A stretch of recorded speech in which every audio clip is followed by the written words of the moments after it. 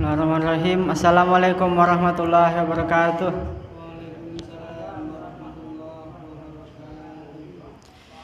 Innal hamdalillah nahmaduhu wa nasta'inuhu wa nastaghfiruh wa na'udzu billahi min shururi anfusina wa min sayyiati a'malina may yahdihillahu fala mudilla lahu wa may yudhlil fala hadiya lahu. Asyhadu an la ilaha illallah wa asyhadu anna Muhammadar Rasulullah. Amma ba'd. Yang pertama-tama, marilah kita panjatkan puja dan puji syukur kita kehadirat Allah Subhanahu wa taala yang telah melimpahkan rahmatnya sehingga kita bisa berkumpul untuk salat tarawih di Masjid Sholihin yang insyaallah dirahmati Allah ini. Tak lupa salawat serta salam selalu tercurah limpahkan pada Nabi kita Nabi Allah Muhammad sallallahu alaihi wasallam yang telah membawa kita dari zaman kegelapan menuju zaman terang benderang seperti sekarang ini. Qala Allah Ta'ala fil Qur'anil Karim, A'udzu billahi minasyaitonir rajim. Kullu nafsin dha'iqatul maut. Setiap yang berjiwa pasti akan merasakan kematian. Bapak Ibu jamaah Masjid Sholihin yang insyaallah dirahmati Allah, kematian merupakan suatu kepastian yang akan dialami setiap manusia di bumi ini, tak terkecuali satupun. Nah, kita berharap tuh saat kita mati, kita dalam Islam dan bertakwa kepada Allah Subhanahu wa taala. Nah, karena itu tidak penting kapan kita mati, karena itu rahasia Allah. Yang paling penting itu adalah sejauh mana persiapan kita, sejauh mana bekal kita untuk menghadapi kematian ini, yaitu dengan beramal soleh. Selalu ingat mati, atau kata lainnya adalah zikrul maut, itu akan merangsang kita untuk memperbanyak amal soleh agar memperbaiki diri dan juga menghindari maksiat. Bagaimana cara kita senantiasa bisa mengingat kematian dalam keseharian kita? Di sini saya akan menyebutkan beberapa zikrul maut yang bisa diterapkan dalam kehidupan sehari-hari. Yang pertama adalah menjenguk orang sakit. Menjenguk orang sakit itu untuk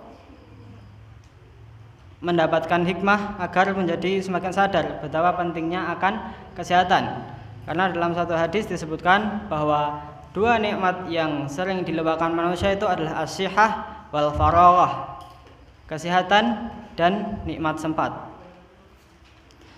Dengan sakit, seseorang itu tidak akan bisa melakukan aktivitas dengan maksimal, tidak bisa melakukan ibadah dengan maksimal. Seluruh kegiatan orang sakit itu terbatas.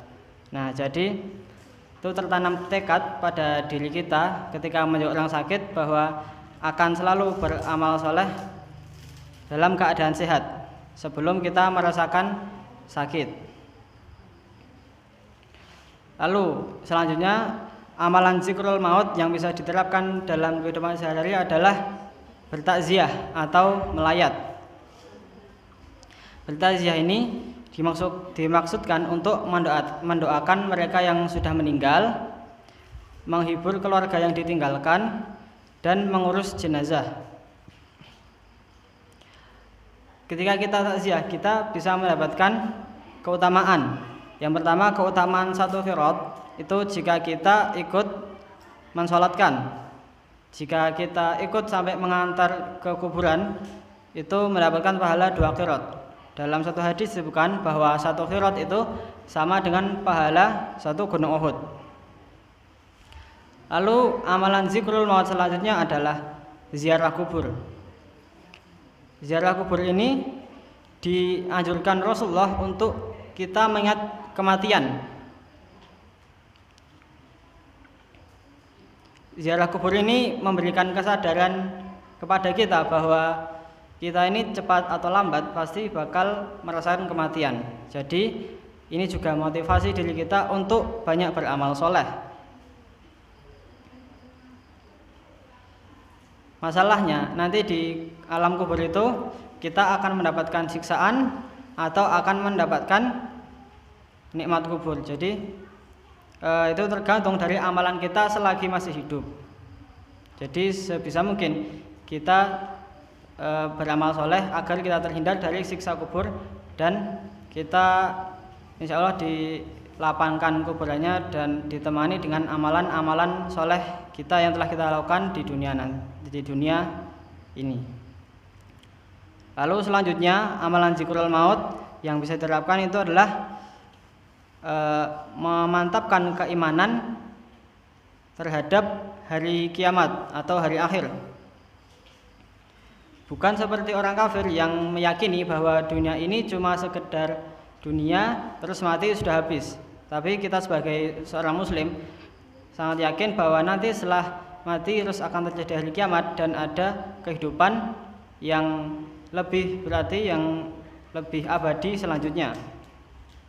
Dalam Quran surat Al-Jasiyah ayat 24 itu artinya, dan mereka berkata, kehidupan ini tidak lain hanyalah kehidupan di dunia ini saja. Kita mati dan kita hidup dan tidak ada yang membinasakan kita kecuali masa.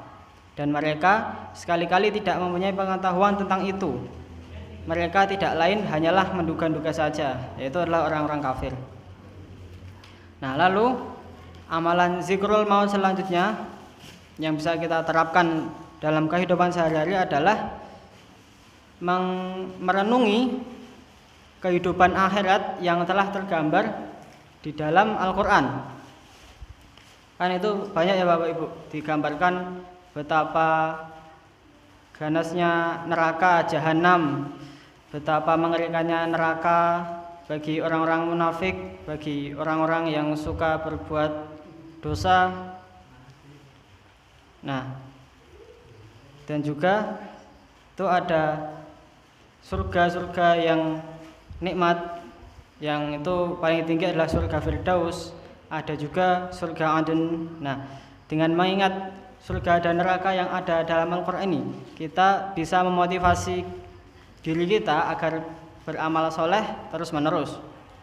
Dalam Quran surat An-Nisa ayat 56 yang artinya, sesungguhnya orang-orang yang kafir kepada ayat-ayat kami kelak akan kami masukkan mereka ke dalam neraka. Setiap kulit mereka hangus, kami ganti dengan kulit yang baru supaya mereka merasakan azab. Sesungguhnya Allah Maha Perkasa lagi Maha Bijaksana. Jadi neraka itu sangat mengerikan. Semoga kita tidak masuk ke dalam neraka tersebut. Nah, itu beberapa amalan zikrul maut yang bisa saya sampaikan, itu cuma beberapa.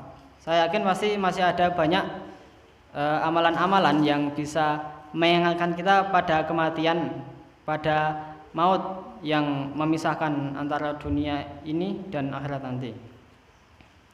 Nah, semoga dengan kita selalu mengingat kematian ini, kita bisa menambah amal soleh, terutama di 10 hari terakhir Ramadan ini ya Bapak Ibu, yang insya Allah penuh berkah dan pahalanya itu dilipat gandakan.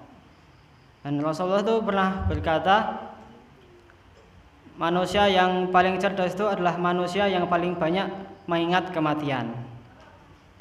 Nah, sekian Bapak Ibu yang bisa saya sampaikan. Jika ada salahnya saya mohon maaf. Wabillahi taufik wal hidayah. Wassalamualaikum warahmatullahi wabarakatuh.